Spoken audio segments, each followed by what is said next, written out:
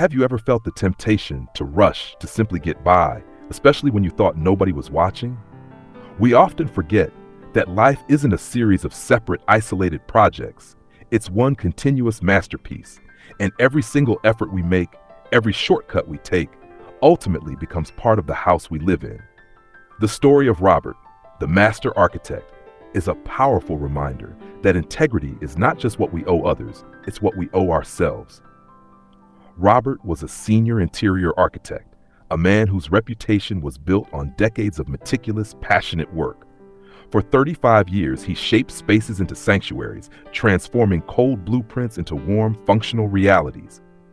He lived by one motto: build every corner, as if you yourself must live there. But at 62, the fire was fading. The sketches felt heavy, the blueprints blurry. He felt the pull of retirement, inescapable, undeniable.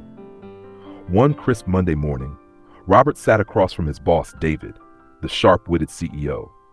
"David," he began firmly, "I've decided to retire. I want to spend my days building sandcastles with my grandchildren, not luxury homes for strangers." David's line, warm, respectful tone. David listened, a slight smile on his lips. "Robert, you are the foundation of this firm. We owe you more than money can repay. But before you go, there is one last project. A very special, very confidential client. The capstone of your career. Will you do this one last job for us?" Robert sighed. He wanted to say no, but duty was too strong. "Just one more," he conceded, "and then I'm gone." David shook his hand. "I knew I could count on you." Tone shift lower, almost to himself. But as Robert walked away, something shifted. This is the last one, he thought. Who cares? He began his work, but his heart wasn't in it. He was already on the beach, already with the sun on his face, not the polished granite beneath his fingertips. Gradually guilty, so he took shortcuts. Where he once chose high-grade oak, he chose cheap veneer.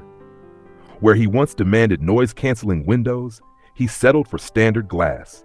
Plumbing, wiring, inspections, all rushed.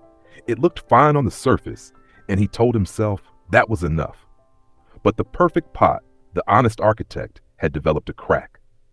Months later, the project was complete. Structurally sound, yes, but hollow. It lacked his soul, his signature care. It was a house built on indifference. "Done," Robert said flatly, sliding the file across David's desk. "Now my papers, please. I'm ready to retire."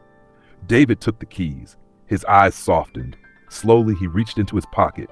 He pulled out a beautifully wrapped box and a title deed. "Robert," he said gently, "this last project was never for a client. It was always for you." Shock, Robert froze. "What?" David smiled. "It's my gift to the greatest architect I've ever worked with. This house is yours, your retirement home, built by your own hand."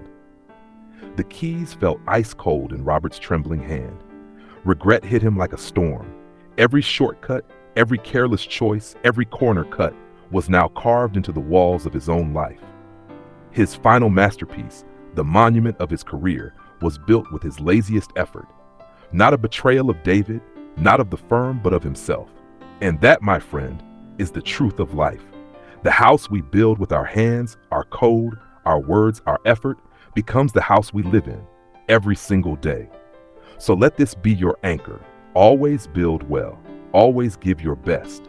Because the integrity you show when no one is watching is the integrity you build into your own destiny. The story of Robert is a mirror. Look deeply. What kind of house are you building right now? Sturdy, beautiful, honest, or weak, rushed, hollow? This week, take a moment to reflect. If this story resonated with you, like this video, subscribe to Story Lantern for more whispers of wisdom, and share it with someone who needs this reminder. Because your future self will thank you for the effort you put in today.